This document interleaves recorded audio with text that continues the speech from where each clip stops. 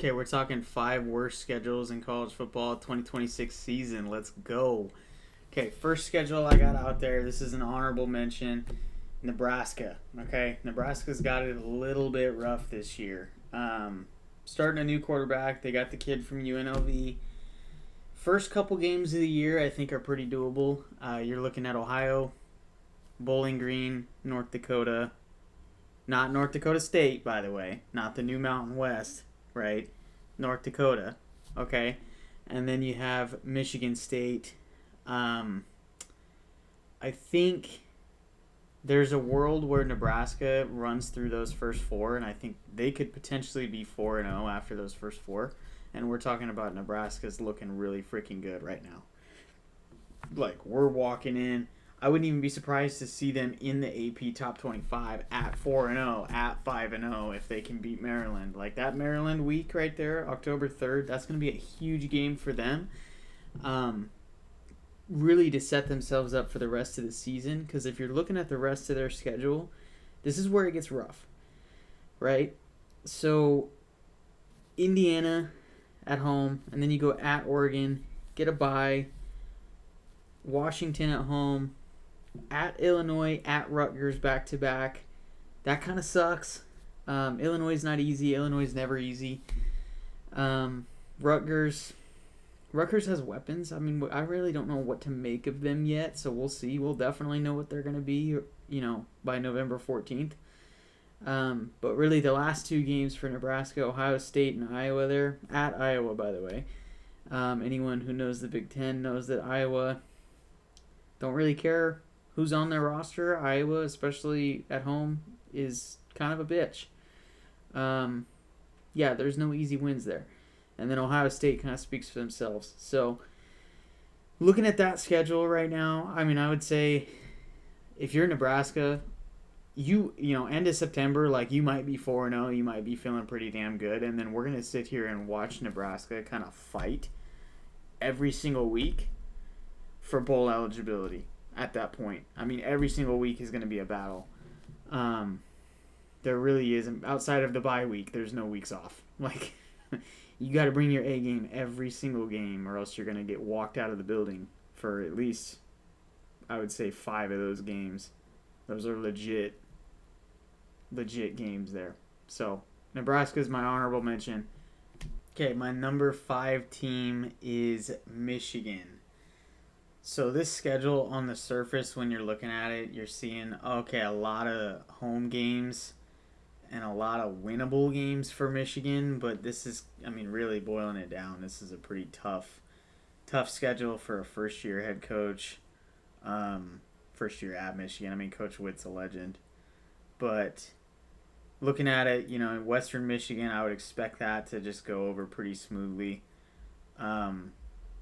Oklahoma coming to town week 2, that kind of sucks, right?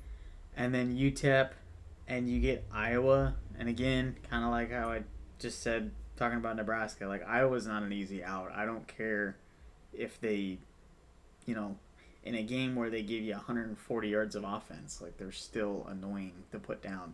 They never, like, their defense is always there. Minnesota, I don't know exactly what Minnesota looks like. None of us do. So we'll see how tough Minnesota is. Then you get a bye week, and then you get the new look Penn State at home. So I'm not really sure. I mean, historically, that Penn State game would be like a sellout, freaking huge game, Michigan-Penn State. But we'll see kind of what Penn State, both Michigan and Penn State kind of have a lot to prove on the field this year. So that game, I think, will be pretty interesting to see kind of where both programs are at under their new leadership. And then you got Indiana coming to town. So that's, obviously it's Indiana. Now we know what Cignetti is, and even without Mendoza, throw in Josh Hoover, I mean, Indiana's going to be good, right? At Rutgers, same thing I said about Nebraska. Like, we don't know exactly how good Rutgers is. And then Michigan's playing their rivals, Michigan State, at home. Then you get Oregon. You got to go to Eugene, get UCLA, and then you get Ohio State, right? So if I'm looking at it, I don't really know exactly what Michigan's expectations are and what the fan base is expecting. I mean, I would imagine some level of, competitive balance would be okay. I don't think that they're expecting to just run the table and be a 10-plus win team, especially in Coach Witt's first year. So it really depends on the expectation. I think I could see this being an 8 or 9 win schedule. I mean, I wouldn't be surprised if they had 10, but I mean, just looking at it, like Michigan with the talent that they have, if Bryce Underwood takes the steps he needs to take, I could see this being a winnable schedule and a very solid team, especially under Coach Witt. So we'll see kind of how difficult this schedule ends up being for them. But all right, my number 4 team here with one of the worst schedules in college football, Oklahoma. Okay? You guys kind of got screwed a little bit. This is a 10-win team last year, playoff team. John Mateer's coming back. John Mateer's not hurt yet, right? Hopefully he doesn't get hurt at all. Okay, but I'm just looking at this schedule right now. You guys kind of got screwed, right? Like, your roster, in theory, should be better. Another year under Venables. Like, everything's coming back. You're gelling together. You have the pieces, and you should be a playoff team. But just looking at the gauntlet that you got to run, I mean, it's not going to be as easy as it was last year, and it wasn't easy last year, right? So the SEC has 9 conference games now, like the rest of us, right? And just looking at who Oklahoma's got to run through, okay, UTEP should be easy, right? Then you're going at Michigan, that's going to suck. Okay, New Mexico, all right, whatever. Then you get at Georgia on the 26th of September. That sucks, okay? Just yikes. Okay, bye week, boom, Red River. Guess what? Neutral site. You're technically the home team, blah, blah, blah, whatever. Neutral site.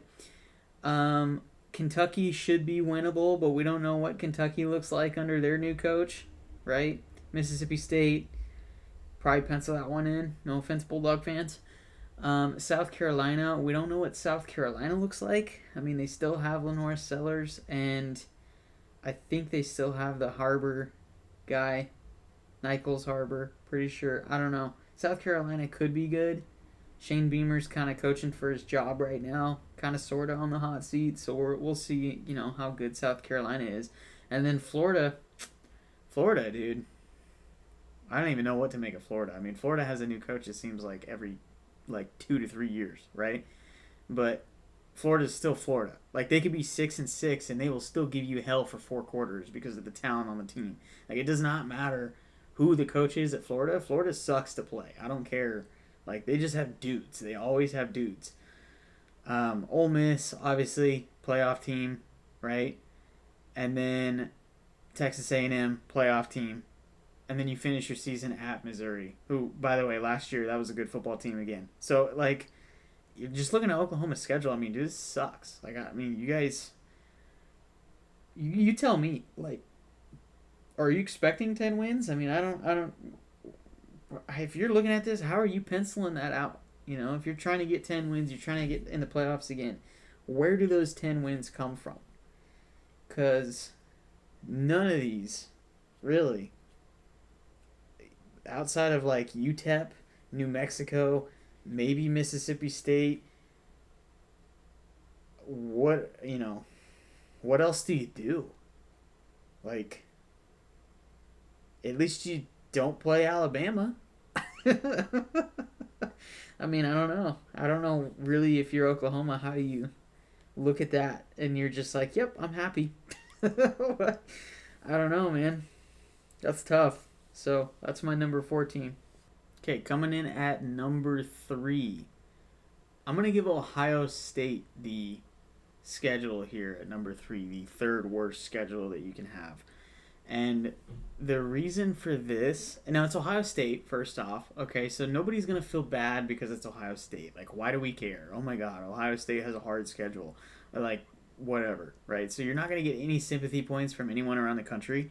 But just looking at Ohio State's schedule, the way that it's laid out isn't exactly like protect the best teams in the conference friendly.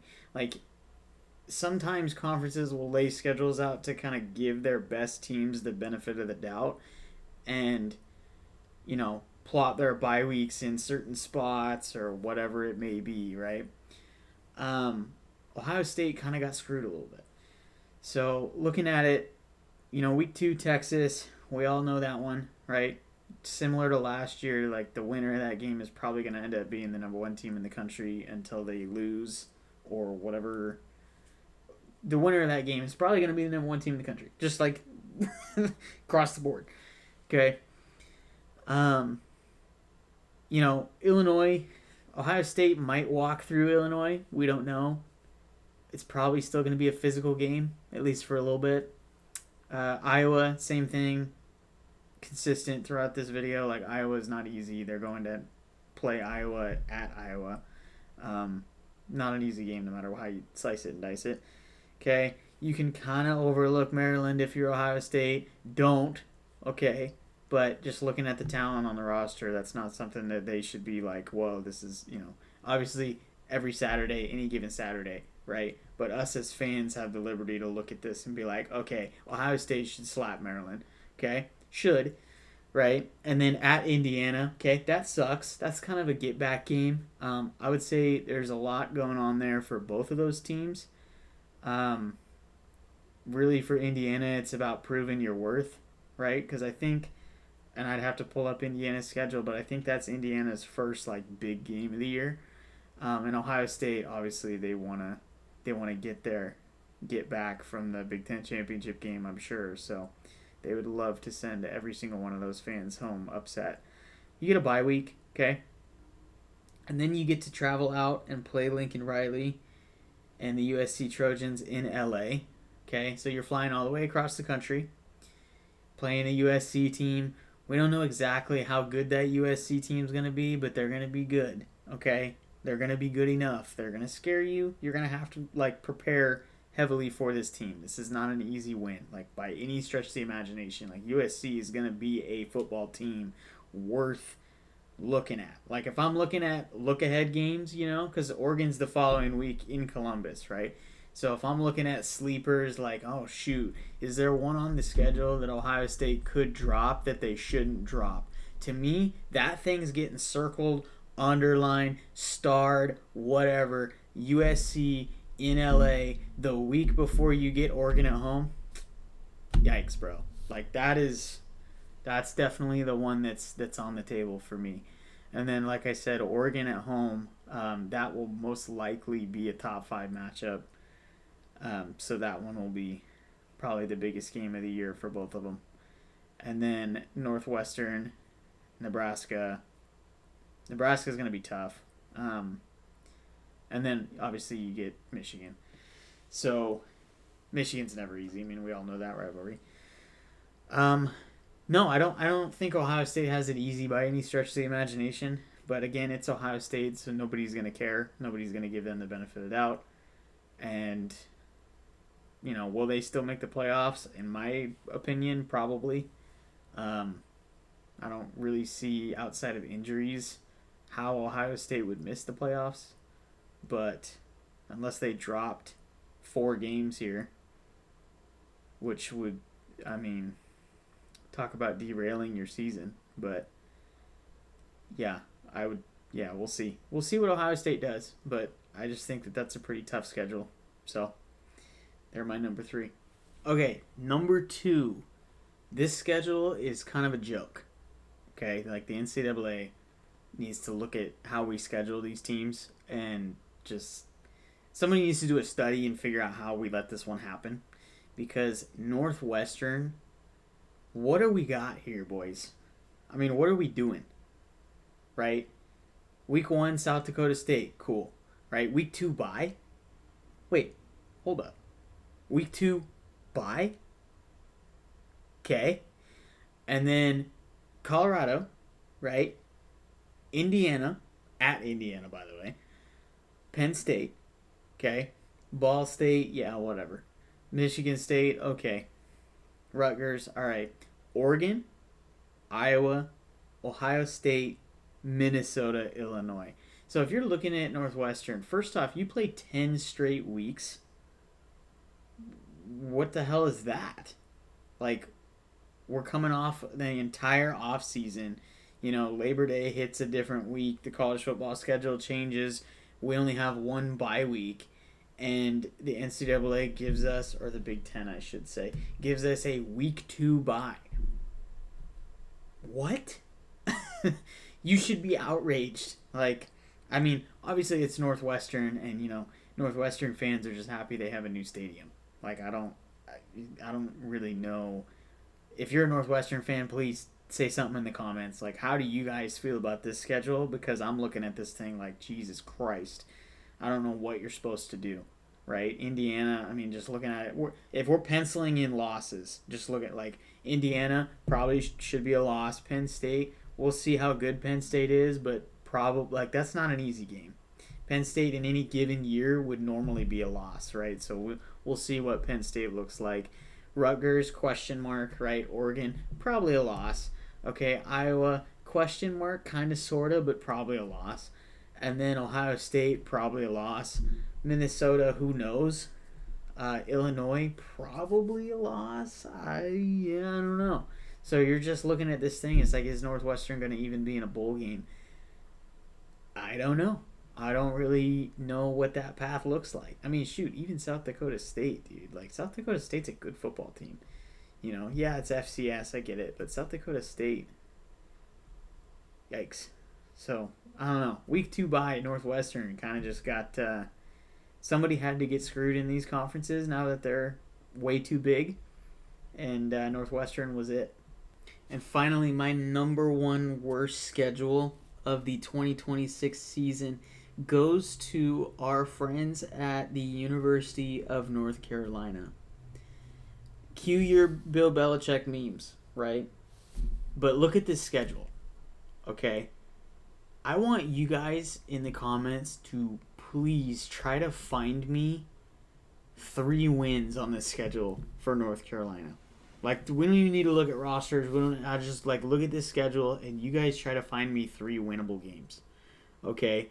Because you get TCU on August 29th in Ireland, okay? Bye week, which is technically week 1 for everyone else. East Tennessee State, to me, that's a winnable game, right? Clemson, it's probably a loss, right? Bye week, okay? Notre Dame, probably a loss. Pittsburgh, probably a loss. Duke, probably a loss. Syracuse, we don't really know how good they are. Could be a win or loss, but I'm leaning a little bit more toward loss. Okay? Miami, loss. UConn, who knows, right? Louisville, probably a loss. Virginia, probably a loss. NC State, who knows, right? So, North Carolina, yeah, I don't know. Maybe North Carolina is okay with this. Maybe everyone's going to be asking for the Bill Belichick experience to be over. I have no idea. But North Carolina, I'm not expecting to make any headlines all season long. Like, that sucks. I mean, yikes, man. That's all I got to say there. So, anyway, those are my worst schedules. Let me know what you think in the comments.